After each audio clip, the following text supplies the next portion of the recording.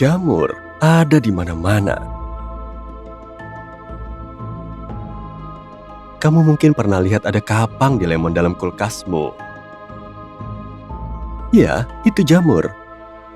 Atau mungkin kamu lihat ada jamur di kasurmu dan di ubin kamar mandimu. Ada beberapa juta spesies jamur di dunia dan sebagian besarnya belum ditelusuri. Jamur-jamur ini ada yang tidak berbahaya, misalnya yang muncul di sudut gelap kulkasmu. Dan ada pula yang bisa mengubah makhluk hidup menjadi zombie. Ini bukan kayak yang di film-film, ini nyata. Ayo kita ke hutan hujan untuk melihat bagaimana jamur Cordyceps mengubah hidup seekor serangga menjadi mimpi buruk. Spora jamur yang super kecil dan nyaris tak terlihat melayang di udara dan mendarat di punggung seekor semut. Semut itu nggak sadar dan terus saja bekerja untuk koloninya. Sementara itu, spora jamur menembus tubuhnya. Beberapa hari kemudian, perilaku semut itu menjadi aneh. Makhluk malang itu gemetar, tidur terus dan gak mau makan. Semut lain melihat itu sebagai ancaman. Mereka pun mengeluarkan saudaranya itu dari sarang. Tapi semut yang terinfeksi itu tidak mau kembali. Karena dia udah gak bisa mengendalikan hidupnya lagi. Jamur sudah berkembang biak di dalam tubuhnya, menyebar ke seluruh tubuh melalui darah serangga itu. Perlahan, jamur itu menguasai seluruh sistem saraf semut, mulai mengendalikan otot dan memengaruhi otaknya. Cordyceps mengubah perilaku semut dan membuatnya bergerak sesuai kemauannya, melawan keinginan semut. Di titik ini, hewan itu sudah berubah menjadi zombie.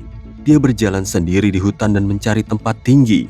Bisa pucuk ilalang, tanaman, atau semak-semak.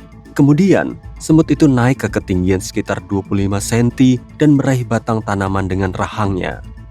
Tidak ada yang bisa memindahkannya dari sana karena rahang si semut sudah tertancap kuat. Serangga itu akan tetap di sana selama beberapa hari. Selama waktu ini, jamur makan dari tubuh semut dan tumbuh perlahan. Jamur pun keluar dari tubuh semut dari berbagai sisi, berputar dan berbelok ke berbagai arah. Kemudian, parasit itu tumbuh ke atas dan melepaskan ribuan spora kecil ke udara. Spora ini melayang ke seluruh hutan, jatuh ke air, dedaunan, bulu hewan, atau ke rambut orang yang sedang berjalan-jalan di hutan.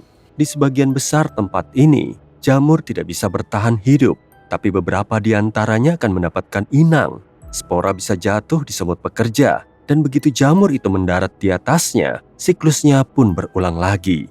Sekarang bayangkan monster kecil ini berevolusi dan mulai menyerang manusia. Ilmuwan berkata hal ini mustahil karena suhu tubuh manusia terlalu tinggi untuk jamur. Tapi suhu di seluruh dunia juga meningkat kan? Ini berarti jamur akan beradaptasi dengan naiknya suhu. Dan saat itu terjadi, spora kecil akan menembus tubuh manusia melalui telinga, hidung, dan mulut, lalu masuk aliran darah. Di dalam darah, spora akan memulai perkembangbiakan dan menguasai sistem saraf. Orang yang terinfeksi akan demam dan mengalami halusinasi. Tak lama, dia akan kehilangan kewarasan dan hanya ingin satu hal, berbagi jamur dengan orang lain.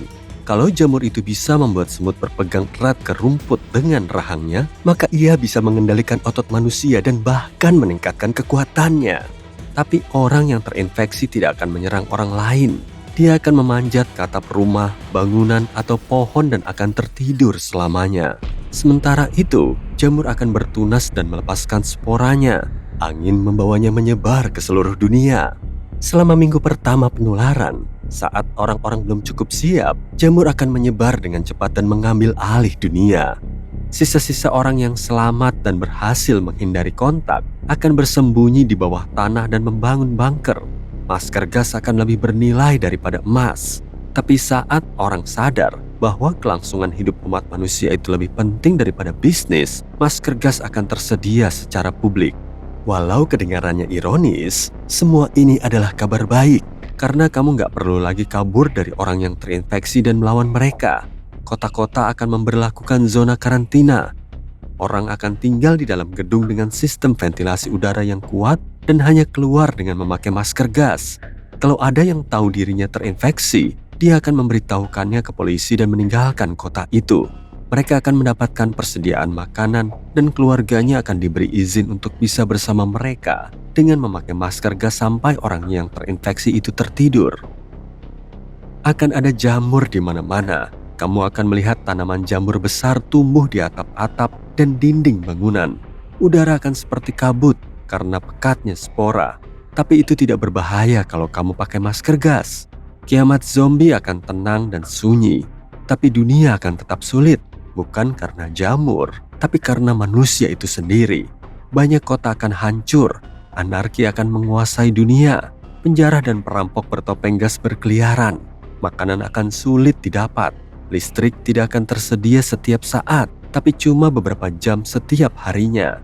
Tapi selama masa itu, dalam hati manusia akan muncul harapan akan masa depan yang cerah. Ilmuwan akan menggarap vaksin dan menciptakannya cepat atau lambat. Tapi jamur pun juga akan berevolusi. Mungkin ia bisa mengalahkan vaksin, lalu manusia harus menciptakan penawar baru. Jamur juga akan berusaha berpindah ke inang lain. Bisa jadi burung, hewan ternak, dan mamalia lainnya. Bayangkan ada rusa yang terinfeksi dengan jamur yang tumbuh subur di tanduknya. Mikroorganisme akan menguasai dunia, dan populasi makhluk besar akan berkurang. Jamur akan beradaptasi dengan air selama ribuan tahun dan mulai menginfeksi ikan. Dan tak lama, seluruh planet akan berubah menjadi jamur raksasa. Oke, tenang dulu, itu nggak akan terjadi. Dan ini alasannya.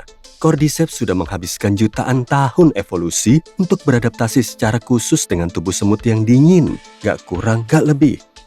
Kemampuan internal jamur itu dirancang hanya untuk menginfeksi serangga tertentu yang hidup di dekatnya. Misalnya Cordyceps dari Thailand gak bisa menginfeksi semut yang ada di Los Angeles. Makanya gak usah takut kalau kamu pikir jamur ini bisa menyerang manusia. Evolusi tidak berjalan secara instan. Ini adalah proses yang panjang dan menantang. Selain itu, jamur tidak punya alasan untuk beralih ke inang yang berdarah hangat. Ia nyaman di lingkungan semut dan gak kesulitan berkembang biak. Jika semut menghilang dan manusia akan mulai hidup berdampingan dengan jamur, maka ia akan memulai evolusinya. Dan itu akan memakan waktu ribuan atau bahkan jutaan tahun perubahan genetik. Tapi kita juga tetap harus berjaga-jaga. Ada satu jenis jamur yang telah memenuhi semua jenis persyaratan untuk bisa menginfeksi manusia. Namanya Candida auris. Jamur ini ditemukan di Jepang pada tahun 2009 dan mengejutkan para ilmuwan saat ditemukan di dalam tubuh manusia. Ahli biologi mengatakan jamur ini bisa berevolusi karena suhu yang meningkat di area tertentu. Beberapa tahun kemudian, jamur ini ditemukan di banyak negara di dunia. Pengobatan anti jamur tidak banyak membantu. Gejalanya sulit dikenali sejak dini. Dan konsekuensi dari infeksinya bisa jadi parah, khususnya pada orang yang imunitasnya kurang. Ilmuwan khawatir dengan mikroorganisme ini, tapi sudah membuat vaksin. Obat ini membantu melawan jamur saat diuji pada tikus. Dan dokter berharap bisa membuat vaksin untuk manusia dalam waktu dekat. Infeksi terjadi melalui cairan tubuh manusia, misalnya darah, air liur, dan dahak. Jamur adalah kingdom khusus di planet kita, tapi nggak semuanya buruk. Jamur berperan penting bagi bumi untuk mendukung kehidupan. Ia bisa memperkaya tanah dengan zat-zat berharga dan mencerna zat-zat berbahaya. Jamur membantu tanaman keluar dari air dan beradaptasi dengan tanah jutaan tahun lalu. Jamur adalah organisme yang mirip seperti jaring besar. Jaringan khusus berbentuk tabung ini disebut miselium. Kita cuma melihat puncak gunung esnya di sini. Ya, yang kita sebut jamur. Ia tidak cuma punya satu bentuk. Ia bisa berubah, bergerak di labirin bawah tanah, dan berganti haluan. Ada banyak informasi soal ini, tapi kita simpan dulu untuk video lain ya. Sementara itu, jamur juga enak loh kalau ditumis sama bawang bombay dan mentega. Cobain deh.